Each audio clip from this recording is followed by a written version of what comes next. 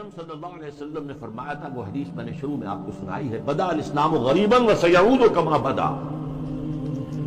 اسلام کا آغاز جب ہوا ہے تو وہ بہت اجنبی سا تھا، نامانوس، لوگ سمجھتے نہیں تھے یہ کیا نئی باتیں ہیں۔ پھر اس کے بعد اسلام کے غلبے کا دور آ گیا، جب وہ غالب ہو جائے تو سبھی دوست بن جاتے ہیں، جو بھی طاقتور ہے اس کو سبھی دوست ہیں، لہذا بہت سب لوگ جو ہے اس کا علم دے کر کھڑے ہو گئے۔ لیکن ان قریب اسلام غریب ہو جائے گا، پھر اجنبی ہو جائے گا۔ تو جو لوگ تام کی اجنبیت میں اس کا ساتھ دیں اور خود بھی اجنبی ہو جائیں، ان کے لیے مبارکباد ہے، تہنیت ہے کہ وہ زمانے کا ساتھ نہ دیں، اسلام کا ساتھ دیں۔ چاہے کہا جائے کہ یہ بڑے فنڈامنٹلسٹ ہیں، یہ بڑے کٹ ملا ہیں، یہ بڑے دقیانوسی ہیں، یہ بڑے تنگ نظر ہیں، یہ بڑے رجت پسند ہیں، جو چاہے کہیں، لیکن جو اسلام کے ساتھ چمٹے رہیں گے ان کے لیے فطوبیٰ للغرباء۔ اب اس کا تاریخی تجزیہ کیا ہے؟ دیکھیے، اسلام پر اجنبیت کا پہلا پردہ یا پہلا سایہ تو پڑ گیا خلافت راشدہ کے فوراً بعد۔ حکومت و ریاست کے میدان میں امرہم شورا بینہم کے بعد ختم ہوئی اور ملوکیت، شہنشاہیت کا آغاز ہوا۔ اب اس کی تفصیل میں اس وقت نہیں جاؤں گا۔ بنو امیہ، بنو عباس، پھر اس کے بعد جو بادشاہتیں بنی، مغلوں کی حکومت، صفویوں کی حکومت، ترکوں کی حکومت ہے، یہ تھی۔ یہ وہاں پر وہ خلافت کی بنیادی بات ہے، یہ نہیں تھی کہ چنو اپنے میں سے بہترین کو اور پھر اس کا حوالے کرو۔ ان اللہ یامرکم ان تؤدوا الامانات الی اہلھا، جو اہل ہو ان کے ذمہ داریاں جو ہیں ان کے ذمہ لگاؤ، اس کو ختم کر دیا۔ اب جس کی لاٹھی اس کی بھینس۔ بنی امیہ کی طاقت زیادہ ہے، عصبیت شدید ہے، لہذا وہ آئے، انہوں نے حکومت قائم کر لی۔ تو یہ پہلا دور تھا اجنبیت کا، پہلا پردہ پڑا اسلام پر۔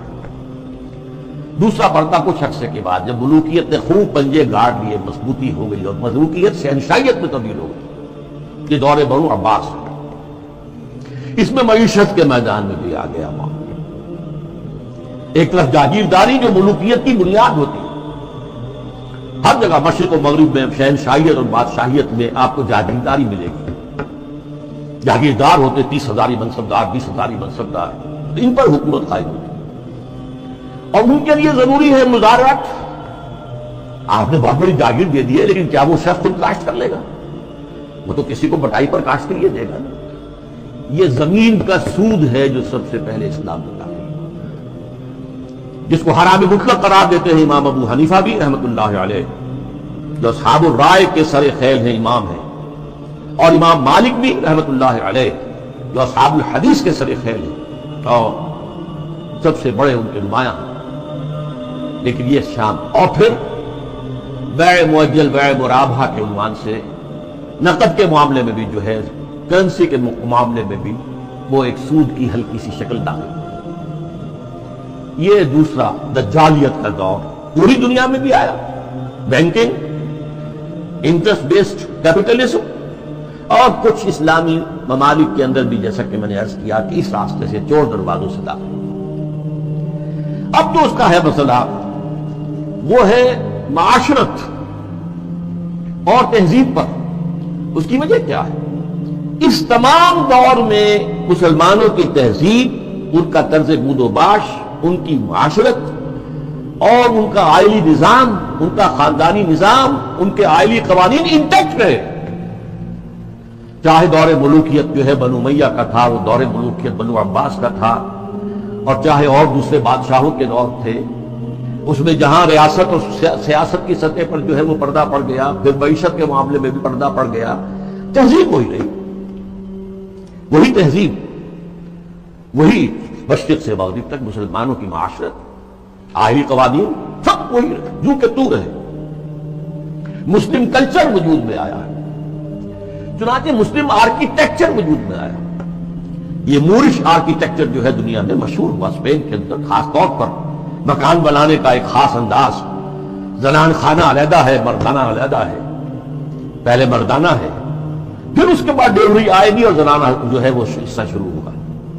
باہر سے جو آئے گا وہ یہاں بیٹھے گا، مردانے میں قیام کرے گا، زنان خانے کے اندر جو ہے وہ تو صرف محرم جائیں گے اور کوئی نہیں جا سکتا. اس تہذیب کی بنیاد جو اسلامی تہذیب تھی اس پر، اسی پر آرٹ مسلمانوں کا قائم ہوا. خطاطی دنیا میں بہت بڑا آرٹ بن گیا، بہت بڑا آرٹ.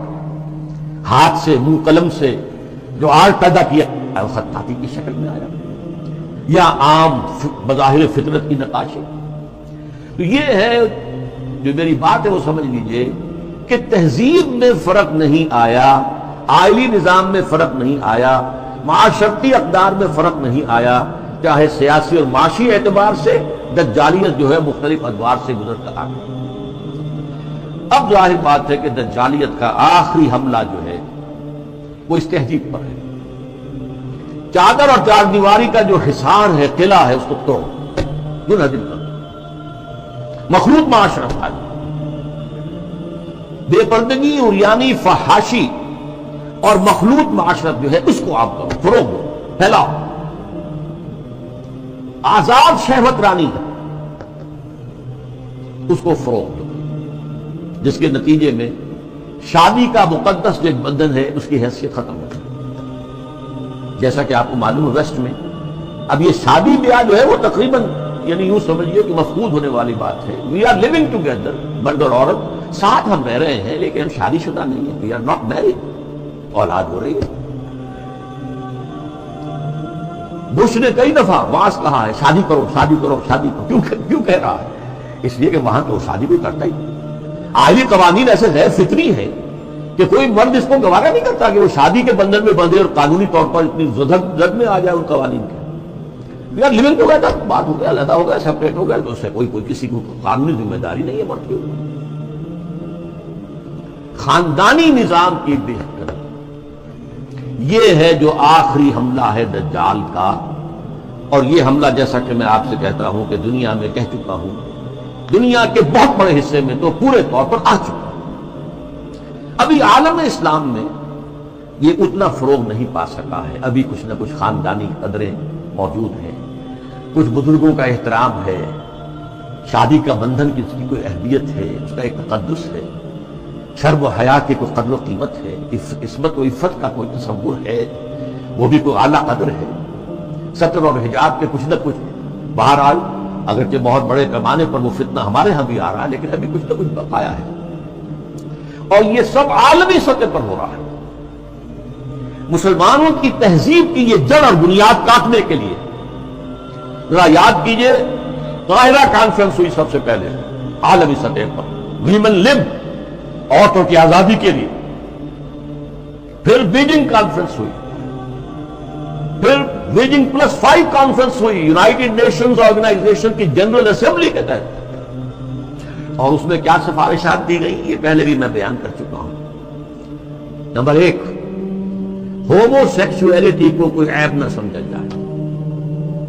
یہ بھی انسان کا ایک طبعی تقاضا ہے. مرد مرد سے، عورت عورت سے شہوت رانی کرے.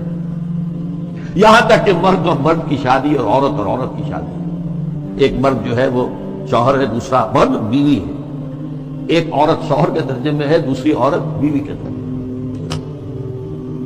اسی طریقے سے یہ جو تم کہتے ہو عصمت فروش عورتوں کو پروسٹیٹیوٹس، یہ بڑا گندا لفظ استعمال کرتے ہیں. ان کو اس کو بھی اس کا احترام ہونا چاہیے. وہ بھی ایک پیشہ ہے، ایک محنت ہے. لہذا انہیں کہو سیکس ورکرز، محنت کش، جنس کی بنیاد پر محنت کرنے والیاں. آخر کوئی شخص مزدور کام کر رہا ہے، وہ اپنے جو مسل پاور ہے اسے استعمال کر رہا ہے، پیسہ کما رہا ہے. ایک عورت نے اپنے جسم کے ایک اور حصے کو استعمال کیا ہے اور پیسے کما رہی ہے. تمہیں کیا اعتراض ہے؟ کیوں حقارت کی نگاہ سے دیکھتے؟ پھر مرد اور عورت ہر اعتبار سے برابر شانہ بہ شانہ، وراثت میں برابر کا حصہ. یہ کیا ہے؟ عورت کا حصہ اعلیٰ مرد سے. یہ کیا گواہی عورت کی آدھی مرد سے؟ کیا تو کی برابر.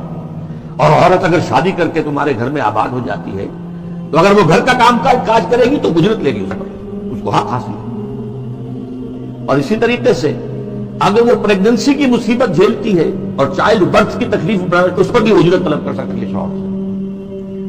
اور نمبر 3، اگر ہم بستری کے لیے مرد جو ہے اصرار کرے جبکہ عورت انکار کر رہی ہو تو اس کو بھی ریپ کہا جائے گا، زنا بالجبر کہا جائے گا، میریٹل ریپ، یہ شادی کے اندر بھی ریپ کا قسم ہے۔ یہ ہیں وہ چیزیں جو آج عالمی سطح پر بے پردگی، فحاشی، یہ تو یوں سمجھیے کہ اب بڑی پیچھے رہ گئی باتیں جو میں نے آپ کو بتائی ہیں۔